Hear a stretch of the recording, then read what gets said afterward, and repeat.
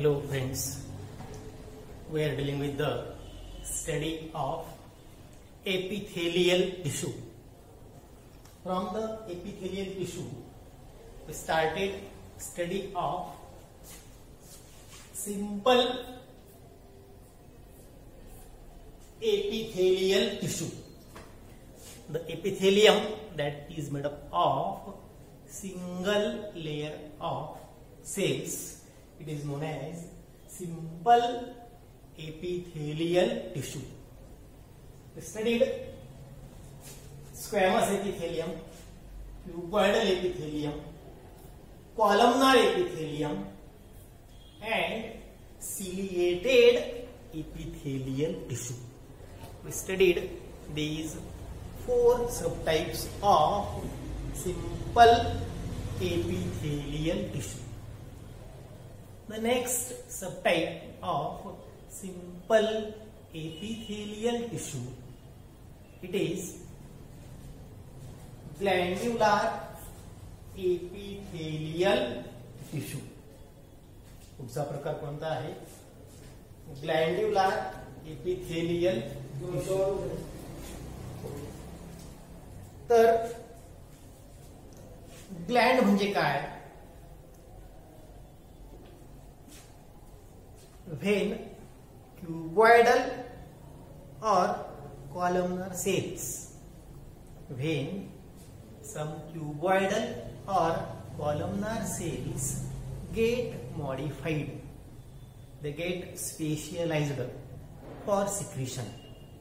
Such cells are known as gland. जेव्हा काही columnar किंवा क्युबॉइडल इपिथेलियल टिश्यू ह्या मॉडिफाय होतात, they get specialized and it produce the secretion. Why they are specialized? They are specialized to produce the secretion.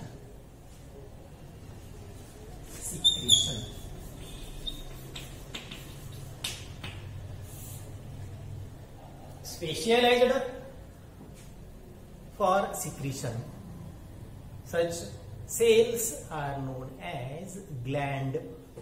अशा ऊतींना gland असं म्हणतात. Gland. It is known as gland. मराठीमध्ये आपण याला ग्रंथी असं म्हणतो. When some cuboidal or columnar cells get specialized for secretion, such cells are known as gland, and the presence of such gland in the epithelium is known as glandular epithelium. ही व्याख्या एनसीईआरटीच्या पुस्तकातली आहे, बोर्डाच्या पुस्तकात ही व्याख्या नाही. आपल्याला या ग्लँड्युलर एपिथेलियल टिश्यूचं स्ट्रक्चर, त्याचे टाइप्स आणि फंक्शन याचा अभ्यास करायचा आहे. या ठिकाणी फिगर काढलेली आहे. Glandular epithelial tissue. What is structure? The structure of cell. The cells are of 3 types. आताच 2 नावं या ठिकाणी आलेली आहेत की columnar, column shaped, cuboidal, cube like, किंवा pyramidal. The glandular epithelial tissue in which the cells are either columnar, pillar-like, they are cube-like, or they are pyramidal in shape. The nucleus, it is large. Nucleus is large and it is present towards the basal side. Nucleus is large and it is basal. That is, the nucleus is located towards the basal side. In the cytoplasm of cell, these are the nuclei. It is the cytoplasm. And in the cytoplasm of cell, it consists of secretory granules. What is present in the cytoplasm? In the cytoplasm of such cell, it consists of secretory granule and the glandular epithelial tissue. In this, there are two types of gland based on the presence of number of cells. How many cells forms the gland? There are two types of glandular epithelial tissue. Gland तयार करण्यामध्ये किती cells असतात, ठराविक Gland मध्ये किती cells असतात, यावरून ग्लँड्युलर इपिथेलियमचे दोन प्रकार पडतात. Glands are of two types. तर या ठिकाणी एक प्रकार म्हणजे युनिसेल्युलर ग्लँड. युनिसेल्युलर ग्लँडचा हा पहिला प्रकार बघू आपण. युनिसेल्युलर ग्लँड, ज्या ग्लँड मध्ये जी ग्लँड फक्त एकाच सेलने बनलेली असते. The gland consist of the gland made up of single cell. It is known as unicellular gland. What is example? See the example from this figure.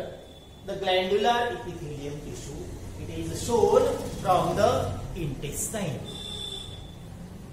Intestine ची innermost layer बर का. त्या intestine च्या innermost layer मध्ये या goblet sale असते. बघा ही goblet sale आहे. गॉबलेट सेल या ठिकाणी.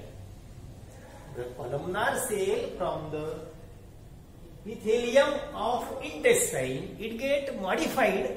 It is known as the goblet cell. It is the example. Goblet cell, it is example of unicellular gland.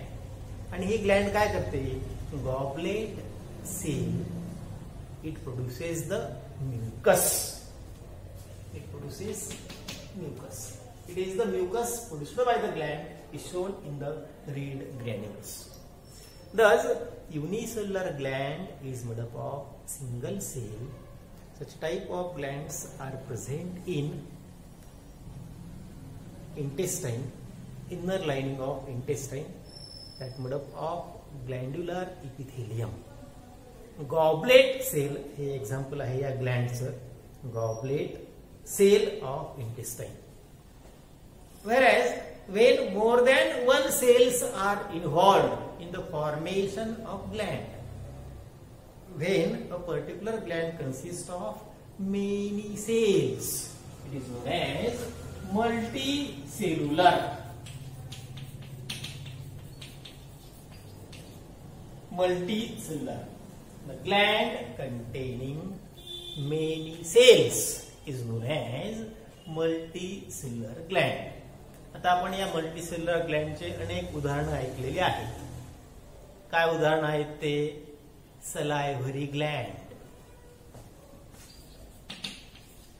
सलायव्हरी gland that produces the saliva. हे आपल्याला example माहित आहे. किंवा liver, it is the largest exocrine gland. Liver, it produces bile. Salivary gland, it produces saliva. These are the examples of. There are many examples, but I am giving these two examples of the exocrine type.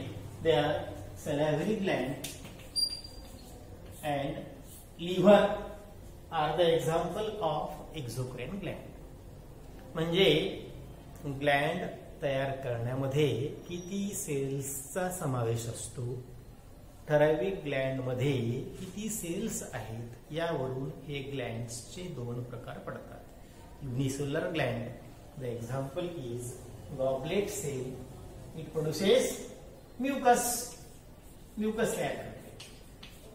तर दुसरा प्रकार multicellular gland. It consist of many cell. The example is salivary gland. It produces saliva. Okay. Liver, it produces bile. These are the secretion of the particular gland. Okay, तर हा झाला एक criteria की त्या ग्लँडच्या निर्मितीमध्ये किती सेल्स असतात, unicellular, multicellular. आता ग्लँडच्या क्लासिफिकेशनचे पुढचा निकष काय आहे, तर त्या ग्लँडला तिने तयार केलेला जो स्त्राव असतो, सिक्रेशन असतं, ते सिक्रेशन कॅरी करण्यासाठी डक्ट असते किंवा नसते. Depending on the presence or absence of presence of duct, there are two types of glands. What is the criteria? The criteria is of duct. Okay. If the duct is absent, there are again second type of criteria. If the duct is present, the gland is known as exocrine gland. बघा, हा पहिला प्रकार. ग्लँडने तयार केलेला स्त्राव carry करण्यासाठी, त्याला वाहून नेण्यासाठी, ट्रान्सपोर्ट करण्यासाठी त्या स्त्रावाचं जर त्या ग्लँडला डक्ट असेल तर अशा ग्लँडला एक्झोक्राइन ग्लँड असं म्हणतात. If the gland is having duct to carry its secretion up to the target organ, up to the particular organ, it is known as the exocrine gland. These are the duct having gland. याला काय म्हणता येईल, duct having gland किंवा duct bearing gland. Beer शब्द येतो. Duct निर्माण करणाऱ्या, duct असणाऱ्या ग्रंथी, एक्झोक्राइन Gland. What are the example? The example is salivary gland. It is exocrine gland. Liver. It is exocrine gland. घाम निर्माण करणाऱ्या, बघा आता घाम येतोय. The secretion it is poured on the surface of the skin with the help of duct. मग त्वचेमध्ये असणाऱ्या दोन प्रकारच्या ग्रंथी, ऑइल निर्माण करणाऱ्या, ठीक आहे, आणि घाम निर्माण करणाऱ्या, sweat Gland and oil Gland. These are the example of exocrine gland. While those gland, they are without duct. Glands without duct, they are known as the endocrine glands. Endocrine gland. बघा, हा जो पहिला प्रकार आहे exocrine Gland, या प्रकारामध्ये त्या ग्लँड्सला duct असतात. लिव्हरने तयार केलेलं जे बाईल असतं ते गॉल ब्लॅडरकडे कॅरी करण्यासाठी असणारी डक्ट म्हणजे हिपॅटिक डक्ट. हिपॅटिक म्हणजे लिव्हर. त्याचप्रमाणे सलायव्हरी ग्लँडने तयार केलेला सलायव्हा जिभेखाली घेऊन येण्यासाठी असलेली सलायव्हरी डक्ट हॅव्हिंग ग्लँड. आणि मग या ग्रंथी काय करतात, तर exocrine gland it produces saliva, it produces bile, they produces sweat म्हणजे घाम, they produces oil. These are the, or it may produce enzyme. We are dealing with the second type, it is the endocrine gland. Endocrine gland means ductless gland. याला काय म्हणतात, duct नसणाऱ्या. Ductless glands are known as endocrine gland, and as these glands are without duct, these gland pour its secretion directly into the blood. या ग्रंथीने निर्माण केलेला जो स्त्राव असतो तो स्त्राव डायरेक्ट रक्तामध्ये पोर होतो आणि रक्तामधून ते कंटेंट, तो स्त्राव ठराविक ऑर्गन पर्यंत ब्लड त्याला कॅरी करतं. The secretion of endocrine gland it is known as hormone. काय शब्द आहे, हॉर्मोन शब्द.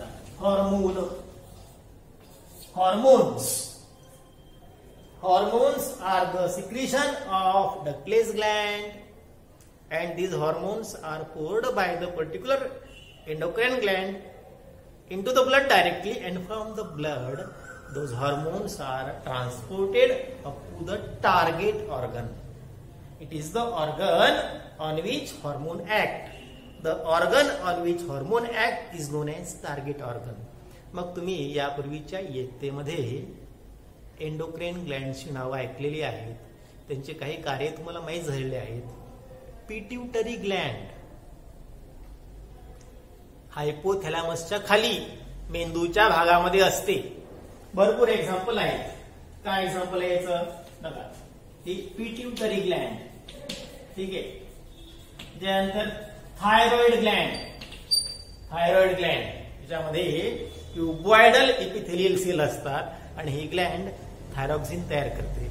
व्हेंट्रोलॅटरल side of trachea in neck या ठिकाणी असते. थायरॉइड ग्लँड किडनीच्या वरती असते. ऍड्रिनल ग्लँड, ठीक आहे.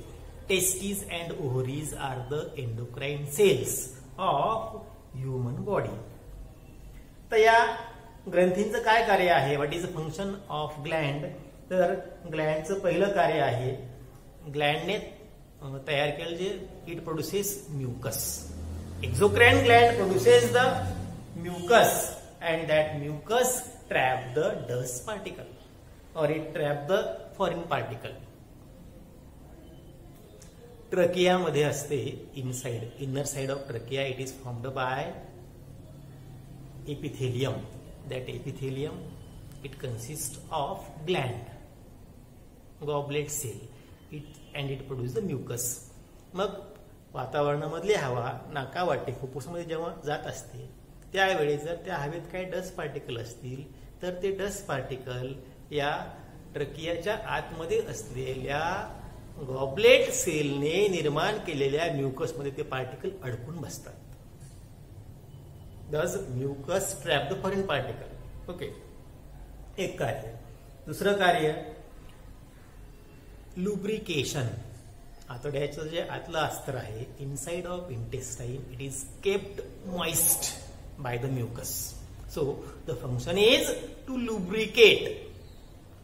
To lubricate the inner surface of digestive tract and respiratory tract. आता एक्झाम्पल देईल तुम्हाला मी की ट्रकियामध्ये म्युकस सिक्रेटिंग ग्लँड असतात, गॉबलेट सेल, ते त्या ट्रकियाला मॉइस्ट ठेवतात. त्याचप्रमाणे इंटेस्टाइनच्या आतून असलेल्या अस्तरामधल्या या गॉबलेट सेल निर्माण केलेल्या म्युकसमुळे काय होतं तर डायजेस्टिव्ह पॅसेज जो आहे तो मॉइस्ट राहतो, तो लुब्रिकेट राहतो. आणि तिसरं कार्य आहे exocrine gland. It produces the mucus, it produces the enzymes. It produces enzymes. To produce enzyme it is function of exocrine gland and to produce the hormone it is function of endocrine gland. Endocrine glands ह्या hormones तयार करतात. हॉर्मोनचे अनेक नावं आहेत, तुम्ही यापूर्वी ऐकलेले. काही नावामध्ये बघ टेस्टोस्टेरॉन मेल तयार करतो, human male. Progesterone, estrogen is the female hormone, growth hormone, thyroxine. Okay, किंवा मग milk producing hormone, oxytocin. There are various examples of hormones. हे आपण 12वीत शिकणार आहोत. तर ही माहिती येते या ठिकाणी ग्लँड्युलर एपिथेलियमची. Location, structure, types of gland based on the presence of single or many cell, uni or multicellular gland, and the types of gland based on presence or absence of duct, that is exocrine gland or endocrine gland. तर ही माहिती येते आपल्या 5व्या प्रकारातल्या या glandular epithelial टिश्यूची. याच्यावरती write note on किंवा describe the structure and function, sketch and label glandular epithelial tissue असा प्रश्न परीक्षेमध्ये येऊ शकतो. किंवा मग कोणत्याही प्रकारामध्ये MCQ 1 सेंटेन्स असा प्रश्नपत्रिकेचा आपल्याकडे फॉर्मॅट आहे. Is about glandular epithelial tissue. पुढचा जो प्रकार आहे तो म्हणजे सेन्सरी एपिथेलियल टिश्यू. आपण याची माहिती घेऊ आता. सेन्सरी, सेन्सेशन असा शब्द आहे. द मिनिंग ऑफ सेन्सरी, मराठीत त्याला संवेदना असं म्हणतो आपण. सेन्सेशन, संवेदना, संवेदना ग्रहण करणाऱ्या, संवेदनाग्राही म्हणजे सेन्सरी एपिथेलियल टिश्यू. आता या टिश्यू कुठे असतात? लोकेशन. सेन्सरी एपिथेलियल टिश्यू याचे लोकेशन काय आहेत? तर पहिलं लोकेशन याचं आहे जिभेमध्ये असणाऱ्या टेस्ट बड. ज्यामुळे आपण जो घास खातो त्या घासामधले मॉलिक्यूल जेव्हा विरघळतात आणि ते त्या टेस्ट बड पर्यंत पोहोचतात, तर त्या टेस्ट बड त्या मॉलिक्यूलला रिसिव्ह करतात आणि त्या संवेदना मेंदूकडे पाठवतात आणि त्यामुळे आपल्याला त्या पदार्थाची चव कळते. चव मेंदूला कळते. कोणत्या सांगतोय? Taste bud. These are the present in tongue. जिभेमध्ये असणाऱ्या टेस्ट बड. नाकामध्ये असणाऱ्या ऑल्फॅक्टरी एपिथेलियम. ही फिगर या ठिकाणी मी काढलेली आहे. बोर्डातली फिगर, पुस्तकात जी फिगर दिलेली आहे ती आहे ऑल्फॅक्टरी सेन्सरी एपिथेलियमची. तिसरं लोकेशन डोळ्यामधली इनर लेअर जी असते रेटिना, त्याच्यामध्ये असणाऱ्या rod and cone cells. Photoreceptor, त्याला काय म्हणतो आपण? Photoreceptors present in the retina of eye. चौथं जे लोकेशन आहे इनर इयर मध्ये असणाऱ्या सेन्सरी सेल, ज्यामुळे आपल्याला ऐकू येतं. That is hearing and balancing. काय लोकेशन आहे? कानामध्ये असणाऱ्या ऑडिटरी हेअर सेल, ऐकू येतं. त्याच्यानंतर डोळ्यामध्ये असणाऱ्या फोटो रिसेप्टर सेल्स, ज्यामुळे आपल्याला रंग ऑब्जेक्ट ओळखू येतो. नाकामधल्या त्या सांगितलं तुम्हाला मी की ऑल्फॅक्टरी इपिथेलियल सेल्स. तर हे 4 प्रकार झाले बघा. ऑल्फॅक्टरी, सेन्स ऑफ स्मेल. गस्टेटरी, जिभेमध्ये असणाऱ्या, सेन्स ऑफ टेस्ट. डोळ्यामध्ये रेटिनामध्ये असणाऱ्या photo receptor, rod and cone cell. आणि इनर इयर मध्ये असणारं कॉक्लिया आणि सेमी सर्क्युलर कॅनॉल. यातलं कॉक्लिया जे आहे त्या कॉक्लियामुळे आपल्याला बॅलेन्सचं कार्य कळतं. Cochlea and semi circular canal, बरं का. तर सेमी सर्क्युलर कॅनॉल आणि कॉक्लियाचे 2 कार्य आहेत. यातलं कॉक्लिया जे आहे त्या कॉक्लियामुळे आपल्याला ऐकू येतं. तर सेमी सर्क्युलर कॅनॉलमुळे आपण बॉडीला बॅलेन्स करू शकतो. 12 they are involved in balancing and equilibrium of the body, while cochlea consists of auditory cells. आणि 5वं लोकेशन बघा, आपल्या स्किन मध्ये असणाऱ्या विविध प्रकारच्या रिसेप्टर सेल. स्किनला टच केलेलं कळतं, स्किनला प्रेशर दिलेला कळतो, स्किनला थंडपणा कळतो. That is cold object, cold. स्किनला हॉट ऑब्जेक्ट कळतो. Calorie receptor, heat, frigido receptor for coldness, calorie for heat, tactile for touch, tango for pressure. as well as it also give the sensation for the chemical. Chemoreceptor, जिभेला देखील ते कळतात आणि ऑल्फॅक्टरी एपिथेलियमने कळतात. तर हे झाले location. these are the locations of various types of sensory epithelial tissue, ज्याला आपण पंच ज्ञानेंद्रिय असं म्हणतो. त्यामध्ये असणाऱ्या सेन्सरी इपिथेलियल टिश्यू याविषयी आपल्याला माहिती घ्यायची आहे. तर आता या ठिकाणी बघा बॉर्डर फिगर काढलेली आहे सेन्सरी एपिथेलियल टिश्यूची. तर ही फिगर काय दाखवते? तर या ठिकाणी बघा याच्या 2 प्रकारच्या सेल्स असतात.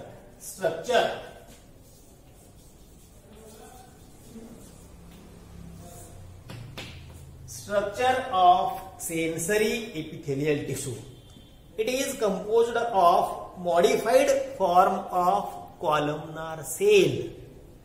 काय असतं त्याच्यामध्ये? बघा या कागदचं तुम्हाला हिरव्या रंगामध्ये पुस्तकात त्यांनी निळा कलर वापरलेला आहे, मी हिरवा वापरला. निळ्या रंगातल्या दाखवलेल्या आहेत मॉडिफाईड कॉलमनार सेल्स. तर या दोन प्रकारच्या सेल्स या टिश्यू मध्ये असतात. Sensory epithelial tissue, it consist of this modified columnar cell and neurosensory cells. It consists of this elongated red colored cell drawn here. They are neurosensory cell. Two types of cells. Elongated modified columnar cell and neurosensory cells. Neurosensory. See here, towards the surface they have the cilia, and here cilia काय करतात? These are the cilia present towards the outer surface. Okay, and then there are the dendrite. See here, these are the dendrite, having the connected to the receptor cell, and this receptor cell having its axon. They are connected to the mitral cell, and this mitral cell enter into the, it is the tract of that mitral cell. It is connected to the particular part of brain. It is the figure showing the olfactory sensory epithelium. ठीक आहे, ही figure कोणती आहे? नाकामध्ये जो sensory area आहे, sense of smell साठी help करणारा, ती figure या ठिकाणी दाखवलेली आहे बरं का. तर सेन्सरी हेअर सेल या ठिकाणी फ्री एंड ऑफ सेल असतात बघा. हे या ठिकाणी आहे सेन्सरी हेअर सेल. मग आता क्रिया कशी होती? क्रिया या प्रकारे होते, जेव्हा ठराविक एअर जी ज्यात पर्टिक्युलर जर सेंट असेल किंवा काही परफ्यूम असेल, तो जेव्हा नाकातून असं पुढे पास होतो, तर पास होत असताना त्या हवेमध्ये असलेले सेंटचे किंवा परफ्यूमचे मॉलिक्यूल विरघळतात, आणि ते विरघळलेले मॉलिक्यूल जे आहेत हेअर सेल्स त्याला काय करतात? रिसिव्ह करतात. म्हणजे ते मॉलिक्यूल रिसिव्ह करणे, रिसेप्टर त्याला रिसिव्ह करतात. ही पहिली प्रक्रिया घडेल, म्हणजे ते रिसेप्टर ठराविक मॉलिक्यूल रिसिव्ह करणे. It is function of receptor cell. Okay, मग या रिसेप्टर सेल काय करतात? रिसेप्टर सेल, ठीक आहे, it convert that stimulus into the impulse, sensory impulse. That sensory impulse is collected and transported towards the brain, the olfactory area of brain. आणि मग त्या ब्रेनच्या ऑल्फॅक्टरी एरियामध्ये ते ऑल्फॅक्टरी सेन्सरी इम्पल्स जेव्हा येतात, त्यावेळेस मेंदूला तो गंध कळतो. सेंट, परफ्यूम, अत्तर वगैरे काय काय असेल, ते पर्टिक्युलर स्मेल जो आहे मेंदू मधल्या ऑल्फॅक्टरी एरियाला अॅनलाइज होतो. मग याच प्रकारे जिभेला जे 4 चव कळतात, जिभेला चव कळते, तो तोच प्रकार आहे. स्किनला हॉट किंवा कोल्ड कळतं, हा तोच प्रकार आहे. स्किन मध्ये असलेले टेक्टाईल रिसेप्टर किंवा टेंगो रिसेप्टर त्याला जोडलेले असतात न्यूरोसेन्सरी सेल. त्या इम्पल्स कंडक्ट करतात ब्रेनकडे, आणि मग ब्रेनमध्ये त्या संवेदना कळतात की हा ऑब्जेक्ट टच केलेला कोल्ड आहे की हॉट आहे. तर याचं फंक्शन काय आहे? न्यूरोसेन्सरी सेल काय करतात? तर या सेल्स एक्सटर्नल किंवा इंटरनल स्टिम्युलसला रिसिव्ह करतात. बघा काय शब्द आला इथे, आता शब्द आला stimulus. What is stimulus? It is the any external or internal change occurring in the body of environment. लहान मुलाच्या हाताला आपण चहाचा कप टच केला, त्याच्यामध्ये चहा आहे आणि तो कप गरम आहे अशी अवस्था.